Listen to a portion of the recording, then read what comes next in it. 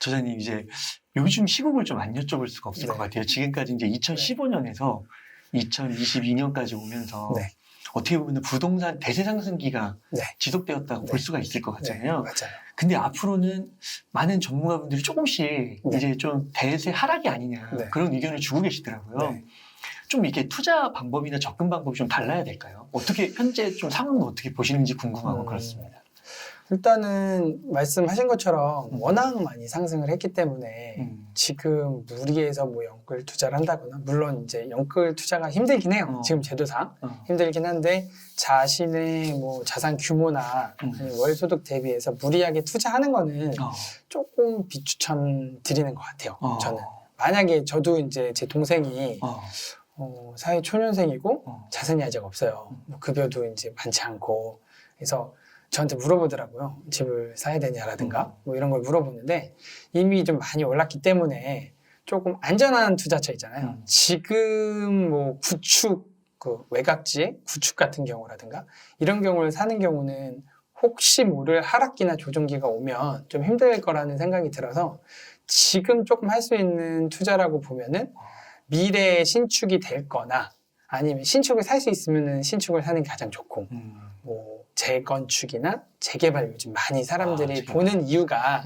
요즘 재건축 재개발 관련해서 유튜브에 많이 나오는 이유도 어떻게 보면은 이런 반칙이라고 봐요, 저는. 왜냐면은 지금 현재로서는 가치가 이렇게 빵 터지진 않았지만 향후 한 4년, 5년간은 핵심지에 신축이 된다. 그럼 그 입지가 변하지는 않거든요. 그럼 그런 투자를 한다고 하면 아직까지도 투자 기회가 조금 남아있지 않나, 그렇게 봅니다. 그러면 아까 네. 그 월소득 대비해서 네.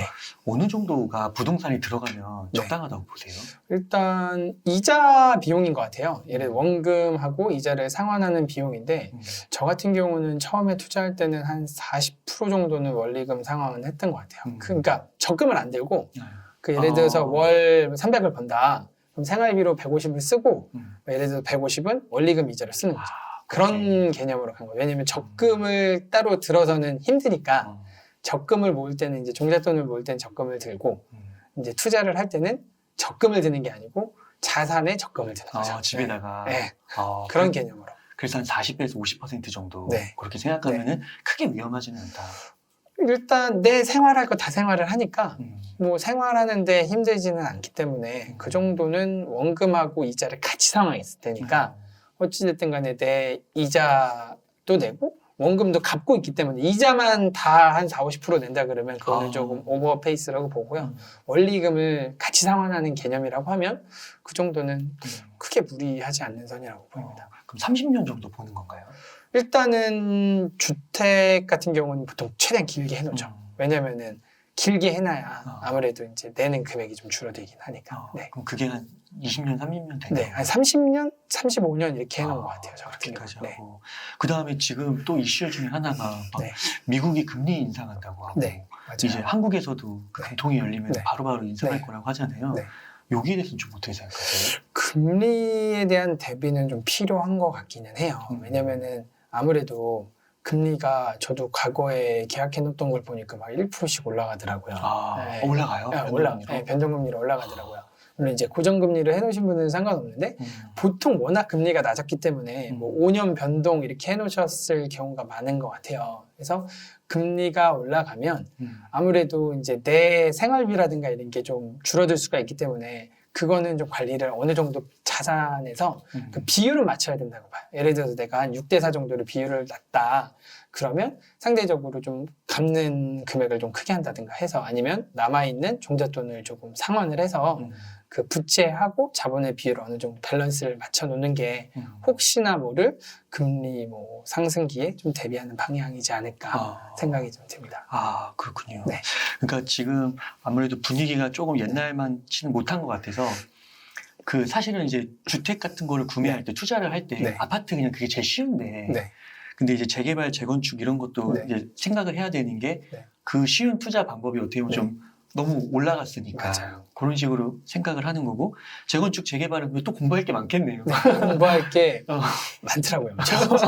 많고, 언제 될지 모른다고. 언제 될지도 모르고, 또 현금이 좀 많이 필요한 경우가 좀 많은 것 같아요. 아무래도 이제 규모 자체가 크다 보니까 처음에 좀 많이 돈을 끌어다가 투자를 해야 되는 그런 부담감은 있는데 그만큼 또 먹는 파이도 크긴 한 것 같아요.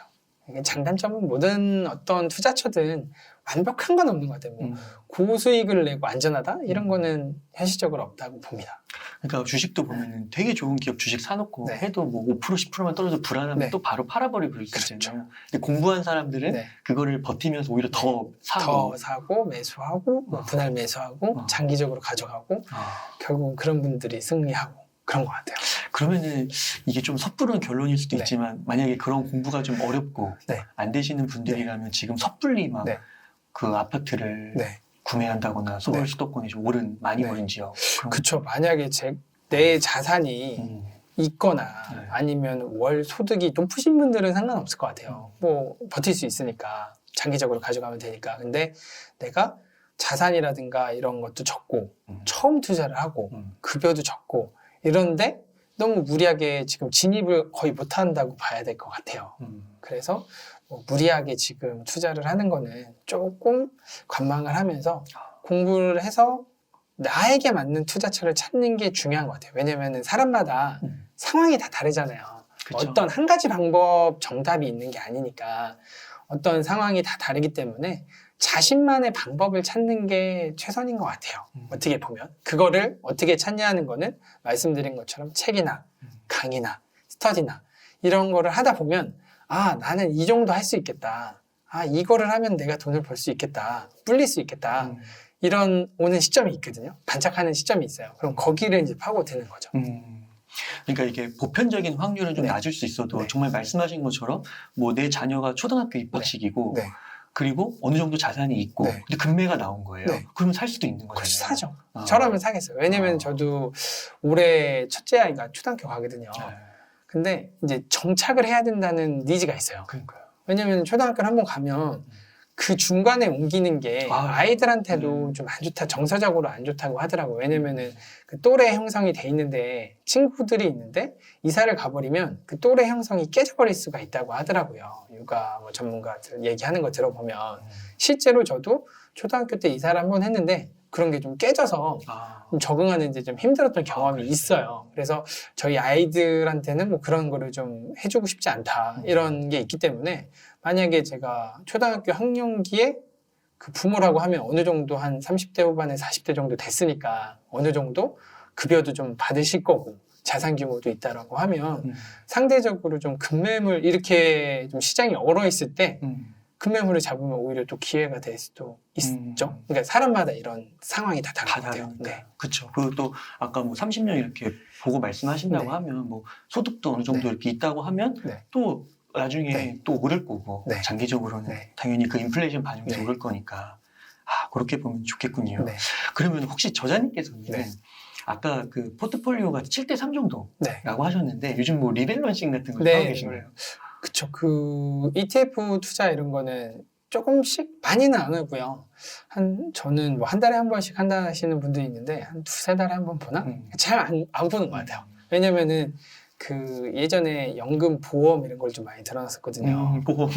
연금 보험. 그러니까 보통 나중에 보니까 수익률 2%, 1%. 뭐한 3년 부었는데 뭐 네. 1%, 2% 이런 것들 있잖아요. 네. 그런 거 이제 펀드 형식으로 다 돌려가지고 ETF로 바꿔서 자산 배분으로 해놓으니까 그것도 한 수익률이 한 18%? 한 10% 되는 것 같아요. 그러니까 그거를 이제 제가 근로소득을 하면서 계속 한 10년, 20년 아니면 자본소득을 버는 거를 계속 굴린다고 하면 그 규모가 좀 커지는 것 같아요. 그래서 그런 식으로 좀 밸런스를 있게 그러니까 부동산, 몰빵, 뭐 주식 몰빵보다는 조금 저는 왜냐면 이제 어느 정도 자산의 규모를 키웠으니까 그렇게 하는 거고 초보자라면은 사실 자산 부분보다는 하나에 몰빵하는 게 맞지 않나. 그래요? 네.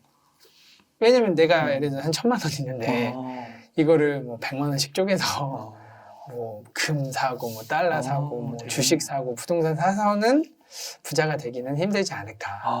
그래서 처음에는 조금 리스크가 있지만 젊잖아요. 보통 이제 처음 시작하시는 분들이 한 20대 정도나 한 30대 초반인 경우가 많으니까 이런 경우는 설사 그 돈을 다 날린다고 하더라도 급여를 받고 직장 생활하고 있으면 또 종잣돈을 모을 수 있잖아요. 그러니까 처음에는 좀 한 가지에 몰빵 투자를 하는 게 맞다고 봅니다. 저는. 아, 그러시군요. 네. 그 집중 투자에서 네. 약간 분산된 네. 투자로 넘어가는 네.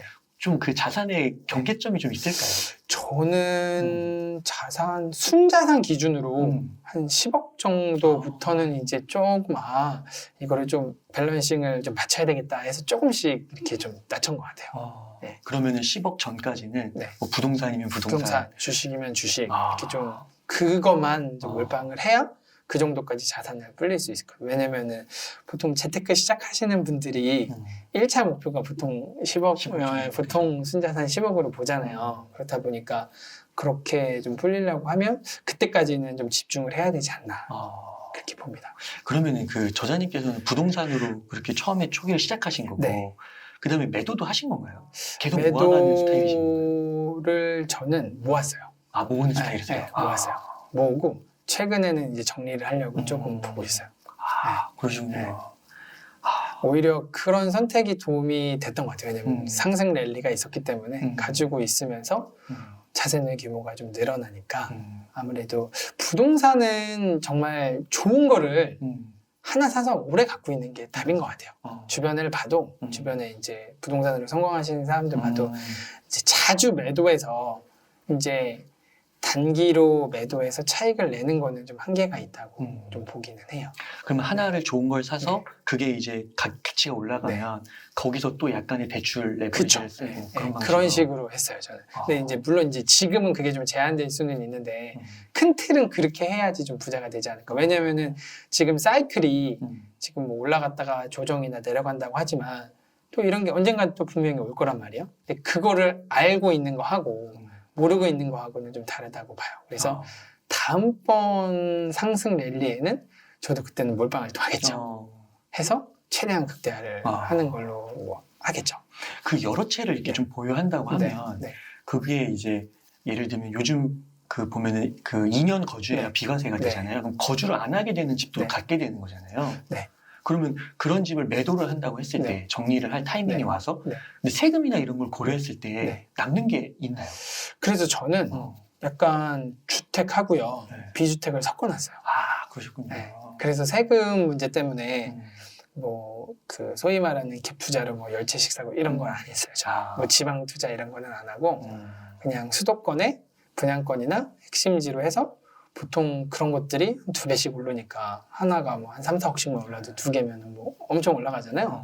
그런 걸로 해놓고 어느 정도 세금 문제에 대한 거를 해놓고 종부세도 있고 그래서 그런 거에 영향을 안 받는 상가라든가 지식산업센터라든가 뭐 이런 부분을 조금 우회적으로 섞어놨어요. 그럼 진짜 상가도 공부하시고 지산도 공부하시고 공부를 엄청 많이 하셨네요. 그쵸. 일단 종목은 공부를 하는데 한 가지를 공부를 해놓으니까 예를 들어서 부동산 공부하다가 갑자기 뭐 재무제표 공부하면은 좀 힘든데 부동산 그 안에서는 결국 좀 맥락은 똑같은 것 같아요. 그래서 하나를 명확하게 하나를 100%를 공부를 해놓으면 다른 공부할 때 한 80%, 그 다음 거 할 때는 뭐 한 60% 이렇게 이제 시간이 좀 줄어드는 것 같아요. 종목이 다르다고 하더라도 왜냐면 본질은 거의 같으니까. 그러니까 상가 같은 것도 보면 뭐 그냥 신문에서는 막 크게 얘기하잖아요. 뭐 코로나가 와서 공실이 발생해서 상가 수익률이 떨어진다고 이런데 그 가운데서도 공부를 하고 딱 잘 찾으면 실제로 제가 뭐 스터디 모임에서 투자해서 성공하신 분들을 보면 지금도 공격적으로 상가 투자 하시더라고요. 그렇구나. 저도 매물을 열심히 찾아보고 있고 그러니까 어떻게 이거를 활용하고 이용하는지가 문제지 단순히 이제 단편적으로만 보면 지금 공실 많다. 금리 올라가니까 상대적으로 수익률이 떨어진다. 그거 맞아요. 맞는데 상대적으로 예를 들어서 내가 이 상가를 시세보다 뭐 한 60%에 싸게 샀어요. 뭐 시세보다 한 60%에 샀어요. 그렇죠. 그러면 이거를 조금 장기 보유했을 때 충분히 수익이 날 수 있잖아요. 오히려 그런 위기 속에서도 기회를 찾는 사람들은 가져가는 거고 그냥 저거 안 될 거야 이렇게 하는 사람들은 쳐다 안 보는 거죠. 그러면 이제 또 넘어가는 거고 그런 것 같아요.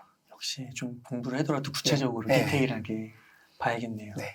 그 주식 투자는 네. 그 아까 ETF 얘기해 주셨는데 개별 종목은 투자 안 하시나요? 개별 종목은 삼성전자? 삼성전자를 네. 저 뭐 개인 투자기보다는 네. 자녀 계좌로 해서 그냥 이렇게 사고 있어요. 이렇게 말씀하셔도 돼요. 그런 식으로 해서 음. 그 어찌됐든 간에 장기적으로 갈 수 있는 것들은 그런 대형 우량주는 망하지 않는다는 뭐 그런 생각? 그 다음에 이제 장기 투자해라. 왜냐면은 개별 종목을 공부하려고 하니까 어렵더라고요. 예. 어렵고 제 머리로 안 되더라고요. 아유. 제 머리로 안 돼서 누구나 이렇게 좀 할 수 있는 좀 제네럴한 투자로 그냥 적립식 개념으로 그냥 모아간다는 개념으로 나 여기 회사 주주야 이런 느낌으로 그렇게 아이들한테도 얘기를 좀 해주는 것 같아요. 그래도 그 삼성전자가 보실 때 괜찮으신가 봐요. 그때 한창 많이 빠질 때 많이 샀어요. 그러셨군요. 네, 그럴 때 좀 확 사는 것 같아요. 그러니까 조금씩 사다가 이건 누가 봐도 완전 꼬꾸라질 때 있잖아요. 꼬꾸라질 때 한 번에 뭐 500만 원 산다거나 뭐 이렇게 있는 정도 돈으로 사갖고 그냥 갖고 있는 거죠. 그러면 네. 그것도 좀 여쭤보면은 네. 지금 작년 코로나 때 좀 사신 건가요? 그때 많이 샀어요. 근데 그 작년도 보면 네. 그 또 모아가신다고 하니까 작년 보면은 1월에 고점 찍고 네. 거의 뭐 지금 요즘 맞아요. 조금 다시 오른 것 같긴 한데 그렇죠. 계속 네. 떨어졌잖아요. 네. 보합세고 네. 이때 어떤 심리적으로 흔들리거나 그러지 않으셨어요? 심리적으로 왜냐면은 제가 그 자산이 거기에 뭐 몰빵이 돼 있거나 아니면은 뭐 대출을 받아가지고 신용대출을 뭐 몇천만 원 받아가지고 든 게 아니니까 이거를 내가 이 회사하고 뭐 많이들 얘기하시잖아요. 뭐 동업한다. 전문가들 얘기하시는 것처럼 안 쳐다보고 그냥 여기 내 회사 주주 열심히 일하는구나 이런 마인드로 하니까 별로 그렇게 신경 많이 안 쓰는 것 같아요. 그러니까 작년도 그 신문 경제신문지 보니까 11월에 많이들 파셨다고 그러더라고요. 그때 더 이상 못 참겠다. 그때 조금 반등이 있어가지고. 그러니까 약간 매도 차익으로 이거를 뭘 살려고 하거나 이래서 그런 것 같아요. 그러니까 그 주식이라든가 이런 걸 하시는 분들은 그 단기적으로 이거를 팔아서 내가 이거를 집을 사겠다. 아니면 뭐 외제차를 사겠다. 어떤 소비를 하기 위해서 주식을 하시는 분들은 약간 매도를 많이 하시는 것 같고 이거를 그냥 내가 좀 장기적으로 자산의 일정 포트폴리오를 오래 가져가겠다 이렇게 하시는 분들은 오히려 조금 편안하게 투자하시는 것 같아요. 그래서 저 같은 경우도 뭐 주식이 주력은 아니지만 분산하는 관점에서 가지고 있으면은 충분히 망하지 않는 주식들 아니면은 미국 ETF 지수 뭐 이런 것들을 좀 섞어서 갖고 있는 것 같아요. 그렇게 하시는군요. 그러니까 지금 딱 말씀을 들어보니까 주식 투자는 뭐 상대적으로 되게 표준화된 약간의 보수적인 완전 보수적으로 그냥 기본적인 것만 이렇게 하는 것 같아요. 부동산에 조금 더 이렇게 관심을 가지시고. 근데 참 한국에서는 부동산으로 부자 되신 분들이 많은 것 같아요. 많긴 하니까. 왜냐면 본인이 그 성향인 것 같아요. 만약에 주식 투자 개별 종목 분석이라든가 뭐 워낙 그 슈퍼개미 선생님들도 많잖아요. 뭐 그런 것처럼 자기가 거기에 몰입해서 투자를 할 수 있다고 하면은 할 수가 있는데 직장인은 쉽지 않은 것 같아요. 왜냐면은 직장인은 그 근무 시간이라는 게 있고 그 장이 보통 근무 시간에 열리잖아요. 주식장이. 그럼 그때 매도, 매수 뭐 이거를 해야 되는데 사실 업무 시간에 이거를 발빠르게 대처하는 것도 힘들고 리서치하는 것도 좀 힘들고 이러다 보니까 저는 직장인한테 좀 맞는 투자를 찾다 보니까 조금 그냥 많이 신경 안 써도 되는 그런 방식 그런 거를 좀 추구하는 것 같아요. 그 부동산 투자가 보통 이렇게 한번 하면 처음에 들어가는 것도 많고 절차도 복잡하고 까다롭고 이러니까 한번 하면 좀 오래 가져가게 되잖아요. 그러면 아까 모아가신다고 했는데 이게 자산이 처음에 딱 샀을 때랑 좀 오를 때랑 의미 있게 올랐을 때랑 뭐 이렇게 약간 평균 기간 같은 게 좀 있나요? 평균 기간이라고 하시면 올라가는 시기를 말씀하시는 건가요? 자산의 가치가 샀을 때보다 아주 의미 있게 올랐다. 그거는 어느 정도 약간 사이클이라고 하나요? 그 분위기를 좀 타는 것 같아요. 왜냐면은 처음에는 뭐 똑같이 뭐 3억짜리 그 자산이라고 해도 뭐 한 1,000만 원, 2,000만 원 오르다가 어느 순간에 갑자기 2배가 뛰는 그런 게 생기는 것 같아요. 근데 그런 시점을 사실 타이밍이라고 하잖아요. 타이밍은 솔직히 맞출 수는 없는 것 같아요. 그냥 그래서 좀 장기 보유한다는 게 가지고 있으면 그런 어떤 마켓 타이밍을 맞출 수가 없으니까 내가 딱 타이밍을 맞추기가 힘드니 장기 보유해서 그 마켓 타이밍에 혜택을 누리겠다. 약간 이런 개념이다 보니까 그 타이밍을 맞추거나 이런 거는 따로 하지는 않았던 것 같아요. 하려고 했던 않았던 것 같아요. 아, 네. 그러면 지금까지 이제 부동산하고 네. 좀 주식을 여쭤봤는데 네. 책에 네. 암호화폐도 나오더라고요. 맞아요. 암호화폐를 제가 18년도였나요? 네. 그때 한 19년도 그때 투자를 했었어요. 어. 근데 그때 처음 시작은 한 50만 원부터 시작을 했나? 시작했는데 50만 원으로 투자하는데 하루 만에 막 2배, 3배를 버는 거예요. 그러니까 막 일하고 있는데 이거 몇 번 클릭 몇 번 하니까 막 200만 원씩 통장에 찍히는 거예요. 사람들이 눈이 뒤집어지죠. 그러니까 그 완전 광풍 불기 좀 전에 했어요. 그래서 그걸로 돈을 좀 벌긴 했죠. 그때도 막 하루에 2배, 3배 이렇게 움직이는 그쵸. 거예요. 올라갔던 것 같아요. 와. 한 2배 정도는, 광풍 불 때는 뭐 한 10배 막 이렇게 올라가니까 한 2배 정도 올라가는 거는 뭐 예산 일이었죠. 그래서 그때 막 직장 생활하면서 이걸 하니까 일이 안 돼요. 이것만 쳐다보면 사람들이 다 이제 모니터 옆에다 이제 핸드폰 넣고 그것만 쳐다보고 있는 거예요. 왜냐면은 그게 실시간으로 뭐 5분만 해도 올라갔다 내려갔다 올라갔다 내려갔다 하니까 정답구나. 네, 이거를 매도를 걸어도 안 팔리고 매수를 걸어도 워낙 이제 이게 빠르게 움직이니까 거기에 이제 몰입해서 좀 도박처럼 좀 빠져들었던 것 같아요. 한동안 한 몇 달 그랬던 것 같아요. 한 6개월에서 한 7개월 정도는 그렇게 했던 것 같아요. 그러다 보니까 좀 폐해가 오더라고요. 폐인이 돼요, 사람이. 그 24시간 24시간이니까 밤에 잠을 못 자는 거죠. 집에 가고 계속 그거 보고 있고. 그래서 처음에는 좀 안정적으로 한다고 수익을 나면은 수익을 빼는 방식으로 했어요. 그러니까 50만 원으로만 딱 투자를 해서 50만 원으로 100만 원 벌었다. 그럼 100만 원 빼고 50만 원으로 하는 거예요. 그렇게 하다가 사람이 안 돼요. 하는 거. 아, 이때다. 그래서 최종적으로는 한 1,000만 원 정도 투자를 해서 물렸어요. 이제 폭락기, 암흑기가 왔어요. 그래서 1,000만 원 정도 물려서 그게 50만 원 되더라고요. 마이너스 95%. 와. 950만 원이 그냥 날아가더라고요. 와. 근데 그게 올라갈 줄 알았어요. 근데 최근 한 작년에 좀 상승이 많이 됐잖아요. 그러니까 한 19년부터 한 2년 동안은 거의 바닥이었어요. 그냥 50만 원인 상태로 그냥 버텼죠. 네. 그래서 최근 상승장에 좀 올라서 한 수익을 한 2, 300 정도 보고 정산하니까 그래도 한 마이너스 한 700? 그랬던 것 같아요. 지금 현재도 가뿐히 있어요. 안 올라요. 그게 네. 그 암호화폐가 네. 그 다시 이렇게 버티면 네. 올라갈 거라는 생각은 하셨어요. 그때. 그 그때 95%일 때. 그래서 갖고는 있었어요. 그래서 근데 이제 이것도 보니까 우량 코인이 있고 알트코인이라고 하는 조금 소형 맞아. 코인이 있잖아요. 그래서 소위 말하는 비트코인 이런 것들은 많이 올랐잖아요. 원복을 했잖아요. 제가 만약에 그때 다 비트코인을 갖고 있었으면 오히려 돈을 벌었을 것 같아요. 그래서 그 좀 소형 알트코인을 갖고 있다 보니까 상대적으로 이게 성장이 안 되고 좀 마이너스가 계속 돼 있는 상태로 아직도 들고는 있고 이거 암호화폐를 투자하면서 좀 배운 거는 그때는 이걸로 인생 역전을 하려고 했어요. 아, 이거면 내 인생을 바꿀 수 있다. 그렇게 생각하고 투자를 하니까 망한 것 같아요. 근데 지금은 그 암호화폐도 일종의 자산의 포트폴리오다.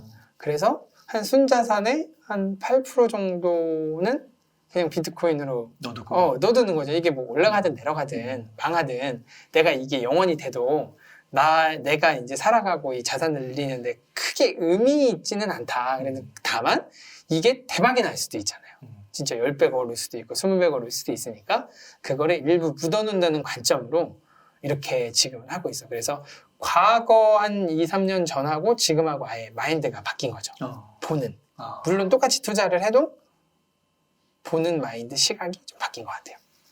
그러니까 앞으로 만약에 네. 암호화폐를 한다고 네. 해도 이제 네. 그건 포트폴리오 차원에서 네. 조절이지 네. 거기에 이제 뭐 부동산 주식만큼 이렇게 비중을 싣거나 비중을 싣고 음. 이게 올라간다. 이걸로 투자를 한다고 하면은 제 성향에는 안 맞는 것 같아요. 아. 네. 근데 만약에 지금 이제 자산이 38억, 뭐 50억, 네. 100억 이렇게 늘면 거기에 맞춰서 8%, 10%. 네, 예를 그런 들어서 식으로. 일부 자산을 거기다가 넣어서 혹시 모를 대박도 바랄 수 있는 거죠.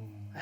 그때 진짜 그 약간 페인이 되셨다고 했잖아요. 그러면 진짜 일상에도 타격이 오고. 타격이 오더라고요. 왜냐면 잠을 잘 못 자니까 근무 시간에도 이제 이거만 보고 업무 성과도 안 나오고 그러니까 이건 아니다 싶어가지고 저는 어플을 다 지웠어요. 그 어플을 지우고 그 배우자 걸로 어플에서 지금은 암호화폐는 일부러 제가 안 보려고 배우자 거에 깔아놓고 그거 해놓고 안 봐요. 그래서 제 핸드폰에는 아예 어플이 깔려있지가 않아요. 그냥 갖고 있는 거예요. 네. 네. 암호화폐 스토리가 이게 참